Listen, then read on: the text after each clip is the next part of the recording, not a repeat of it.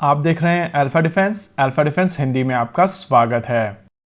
आज के इस वीडियो में हम लोग बात करेंगे रफाल में यूज होने वाले M88 इंजन्स के बारे में।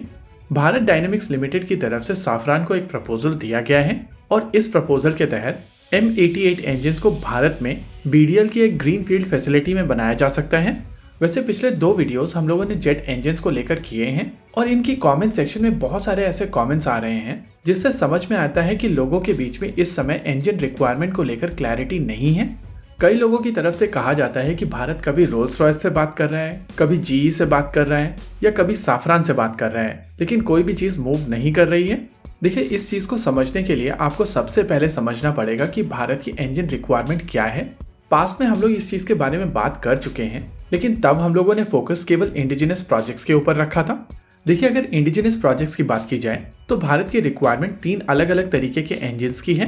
पहली कैटेगरी 84 किलो न्यूटन क्लास के इंजन्स की है, जिनको LCA Tejas mark 1, mark 1A और ट्रेनर एयरक्राफ्ट में यूज किया जाएगा और ऐसे लगभग भारत को 250 इंजन्स की आवश्यकता होगी।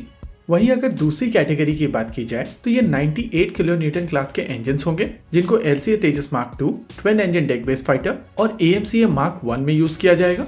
इनकी रिक्वायरमेंट लगभग 400 इंजन्स की होगी। वहीं पर अगर तीसरी कैटेगरी की बात की जाए तो ये इंजन्स 110 से लेकर 120 किलो न्यूटन क्लास के इंजन्स होंगे। इनका प्रयोग AMCA मार्क 2 में किया जाएगा और एस्टिमेट के हिसाब से ऐसे लगभग 250 इंजन्स की भारत को आवश्यकता होगी। इसके अलावा अभी तक जो भी बात फॉरेन OEM के साथ में चल रही थी वो इसी इंजन को लेकर चल रही थी। कुछ समय पहले DRDO की एक टीम रोल्स रॉयस की फैसिलिटी में थी। वहीं इससे पहले रक्षा मंत्री को भी साफरान की तरफ से एक प्रपोजल दिया गया था, लेकिन ये सारे के सारे प्रपोजल इसी 110-120 किलो न्यूटन क्लास के इंजन के बारे में हैं। लेकिन ये जो दूसरे प्रपोजल जो डिफेंस एक्सपो के बाद बाहर निकल कर आए हैं वो दूसरी कैटेगरी के इंजन्स के लिए हैं। जैसे कि 2 दिन पहले हम लोगों ने आपको बताया था कि जनरल इलेक्ट्रिक के F414 इंजन्स भारत में बनाए जाएंगे, तो वो ये दूसरी कैटेगरी के इंजन्स के लिए थे जो बेसिकली LCA तेजस मार्क 2 में यूज किए जाएंगे। और इस कैटेगरी में अगर दूसरे ऑप्शंस एक्सप्लोर किए जाएंगे तो इस प्रोग्राम की टाइमलाइन और ज्यादा पुश हो जाएगी। वहीं पर अगर साफरान और BDL के प्रपोजल की बात की जाती है तो ये बेसिकली रफाल फाइटर जेट के लिए है। आई नो, जब भी MRFA की बात की जाती है तो हम में से बहुत सारे लोग फ्रस्ट्रेट होकर अजीब अजीब तरीके की कमेंट लिखने लगते हैं, लेकिन आपको यहाँ पर एक बेसिक चीज समझनी पड़ेगी।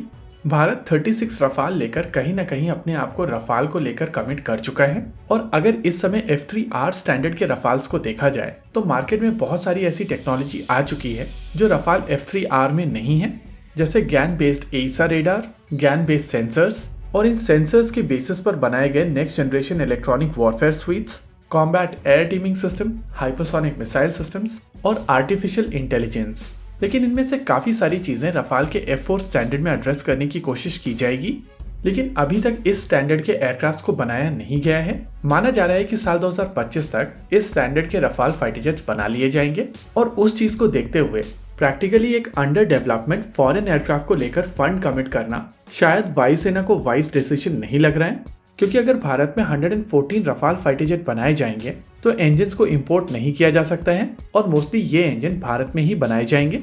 वैसे कुछ लोगों की तरफ से क्वेश्चन किया जा रहा था कि HAL जो ऑलरेडी भारत में सुखोई के लिए इंजन्स बना रहा है उसको छोड़कर BDL के साथ में ये नेगोशिएशन क्यों की जा रही है। देखिए, आने वाले 10 सालों में भारत की इंजन रिक्वायरमेंट बहुत ज़्यादा बड़ी होने वाली है और इसी वजह से केवल एक वेंडर भारत की रिक्वायरमेंट को पूर्ण नहीं कर सकता है, स्पेशली तब जब भारत में 114 यूनिट रफाल फाइटर जेट बनाए जाने हों। होपफुली जेट इंजन्स और MRFA को लेकर आपके जितने भी डाउट्स थे वो इस वीडियो में क्लियर हो गए होंगे। इसी के साथ आज के इस वीडियो में रखते हैं केवल इतना ही। वीडियो को अंत तक देखने के लिए धन्यवाद। देखते रहिए अल्फा डिफेंस। जय हिंद।